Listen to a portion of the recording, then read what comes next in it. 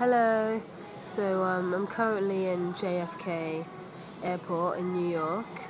I've got a lot of time to kill. I think I arrived here at 9:30 a.m. and my flight isn't until 6:30 p.m. So I've got a long time. It's currently about 12:30. I thought I'd give an update from my last video. My last video was filmed in Bolivia. I can't remember where. It begins with an S. There are so many places I've visited that begin with an S. I can't remember which one that was. Okay, now I do. Sucre. So unfortunately, more or less from Sucre onwards in Bolivia, I was unwell. Just altitude sickness. I think Sucre, Potosi, and Uni, they're all like over 2,500 meters above sea level. And I think maybe Potosi could be like 3,000 meters above sea level. Ridiculously high, basically. So I felt unwell. But in Sucre, that did stop me doing stuff. But after that, I was like, I can't let it stop me doing stuff anymore. So I just learned how to manage it, and that just basically meant don't drink too much fluids, and then I didn't get so sick. After Sucre, I went to Potosi to go visit the mines. Potosi's really famous for the mines. That's all it's famous for, really. Like the poorest mining conditions in the world. It was interesting to see, but if you've seen a mine before, I wouldn't bother going. If you're pressed for time, I wouldn't bother going. Just because mines are all the same, more or less. I guess the difference would be working conditions, like whether there's a trade union or something. But it was eye-opening.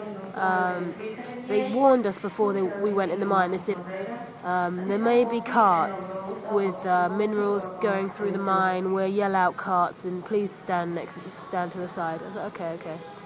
So we were in the mine. They said, there's a cart coming, and I expected the cart to whiz by on some like electric rail.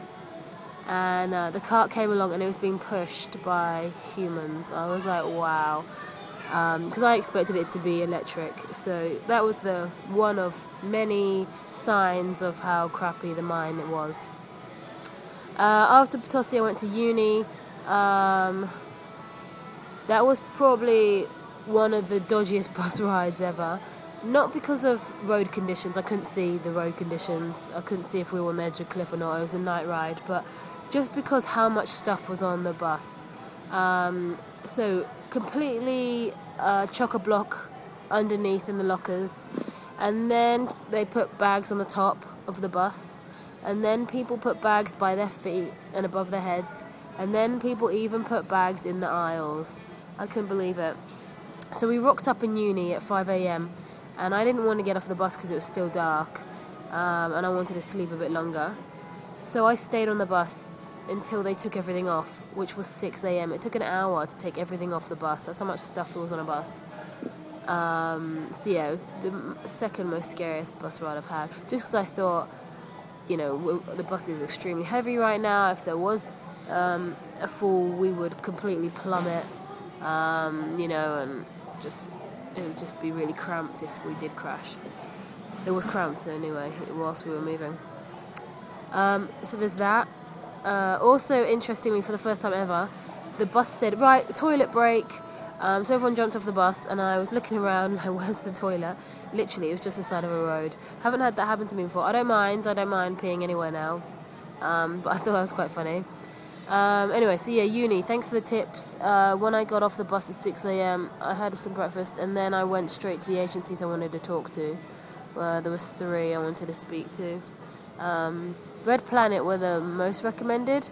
It's a very gringo agency, and I walked in and she explained the whole tour to me in 30 seconds, just assuming I'd buy it. And I was like, nah, I didn't like that sales pitch. If she'd taken her time, etc., maybe I would have gone with that company. But the fact that she just thought I was going to book it anyway, and was just like, yeah, this is it. I was like, no. So I went with Quechua Tours. Basically, if you want the cheapest salt flats 3-day tour, then just go with a non-English speaking guide. If you want an English speaking guide, you will pay more. I decided with Quechua because one, they had an English-speaking guide, which wasn't my main priority, but they did have an English-speaking guide, and two, I met some of the group and they were really nice, so I went with them. And yeah, the tour was good. The only thing I'd say is it's called a Salt Flats tour, but you only see the Salt Flats for one day, and the other 2 days is more volcanic stuff. I mean, I loved that. It was fine, but it's definitely not 3 days of Salt Flats. So if you just want to see Salt Flats, just do a one-day tour. After uni, I left Bolivia. I'd done some research about Argentina, and basically it turned out the buses I wanted in Argentina, I wanted to go all the way to Patagonia at least, would have been £400. I didn't have £400, not to spend just on buses, like, because what about food, what about accommodation? So I had to instead decide just to get a bus to Buenos Aires. So Bolivia to Buenos Aires was 24 hours, and the worst thing that happened to me, I thought I lost my debit card. It was terrible. It was absolutely terrible, absolutely terrible. So I'd crossed the border, and at the border, just inside Argentina, I quickly used the cash machine to try and get some money to buy a bus ticket. And yeah, and then I got on a bus, so I travelled 5-6 hours away, got to another bus station, and that's where I was like, crap, where's my debit card? I nearly died, honest to God. It was a terrible feeling, probably the worst feeling I've had on the whole trip, because it's the only card I have, which is stupid. I mean, don't travel with just one card, trust me, because if I did lose it, I would be in trouble. But yeah, I've only been travelling with one card, and when I thought I lost it, I was like, whoa. I mean, I was 6 hours away from the cash machine I thought I left it in. Basically, I thought I left my card in the cash machine. Turned out, thank God, I just put it in a pocket I never put it in my bag. So yeah, luckily I found it like 5-10 minutes later, but that was stressful. So yeah, I got a bus to Buenos Aires. I arrived in Buenos Aires at 11 p.m. and I always been a little bit intimidated by Buenos Aires because I heard how big it was, and the bus station wasn't like in the center, like by big streets with big lights with hostels right next to it. It was kind of near a port, so I wasn't overly keen to leave the bus station at 11 p.m. So I walked around and I found a ticket to Uruguay. And that also meant I could save on a night's accommodation if I got a night bus to Uruguay, so we just went straight to Uruguay. And another thing is I wanted to get to Uruguay for the 29th, I think it's the 29th, because on the 29th it's called Ganoshi Day, and it's a really nice tradition from Italian immigrants, where basically at the end of the month nobody had any money left, so they couldn't go and buy lots of food, they'd just have what was in the cupboard, and it would be things like flour, tomatoes and maybe souls, so they made ganoshi. So yeah, on the 29th, restaurants and cafes make an effort to sell ganoshi, and I think that's really nice. So I wanted to be there for the 29th, so it helped that I left Argentina so quickly, went straight to Uruguay. Montevideo, by the way, is lovely, the capital of Uruguay, amazing. As soon as I left the bus station, I loved it. I mean, the bus station was nice, not to say I didn't like the bus station. The bus station was quite a good one, actually.